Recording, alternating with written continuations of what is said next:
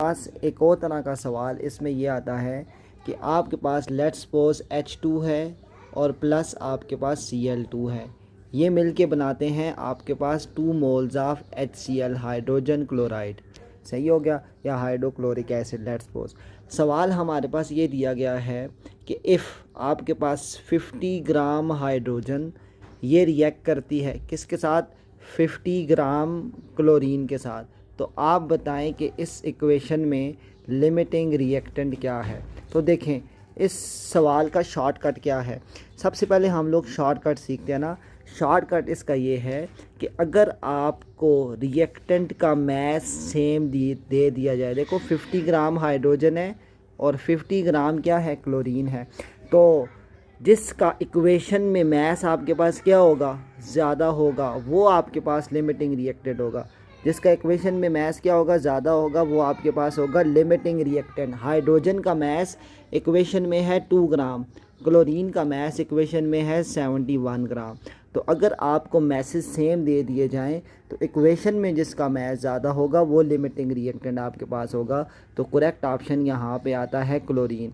अगर आप इसको सॉल्व करना चाहो तो पहले मैस से मोल्स फाइंड कर लो।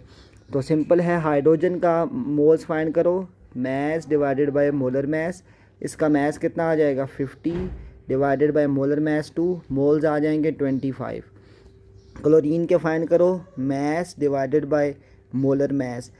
हमारे पास क्लोरीन है 50 मैस है, क्लोरीन का मोलर मैस 71 होता है, तो तकरीबन मेरे ख्याल में ये 0.7 के करीब आंसर आता है। अब मोल्स ओवर स्टाइकोमेट्रिक कोफिशिएंट की रेशो ले लो हाइड्रोजन के लिए, और मोल्स ओवर स्टाइकोमेट्रिक कोफिशिएंट की रेशो ले लो किसके लिए जी, क्लोरीन के लिए। हाइड्रोजन के कितने मोल्स आए हैं, 25, इसका कोफिशिएंट आपके पास 1 है तो आंसर भी 25 आ जाएगा। क्लोरीन का है हमारे पास 0.7 मोल्स हैं, इसका कोफिशिएंट आपके पास 1 है, तो आंसर किसका छोटा है, क्लोरीन का। तो क्लोरीन आपके पास क्या है जी, लिमिटिंग रिएक्टेंट है। आपको मैंने शॉर्टकट भी बता दिया और फार्मूले से भी प्रूव करके बता दिया। वाले सवाल में हमने मैस को इक्वल किया ना। अब एक और क्वेश्चन मैं आपको देता हूँ जिसमें आपके पास क्या हों जी, मोल्स इक्वल हों, तो उसको आपने शॉर्टकट तरीके से कैसे करना है। लेट्स सपोज मैं मिसाल देता हूँ, हमारे पास कार्बन मोनोऑक्साइड है, 2 मोल्स ऑफ कार्बन मोनोऑक्साइड, ये रिएक्ट करते हैं 1 मोल ऑफ ऑक्सीजन के साथ, तो इससे बनता है 2 मोल्स ऑफ कार्बन डाइऑक्साइड। अगर सवाल ये है कि इफ़ इक्वल मोल्स ऑफ, दोनों के मोल्स इक्वल दे दिए गए हैं, if equal moles of carbon monoxide ये रिएक्ट करते हैं किसके साथ, ऑक्सीजन के साथ, तो बनता है कार्बन डाइऑक्साइड। आपने बताना है लिमिटिंग रिएक्टेंट क्या है।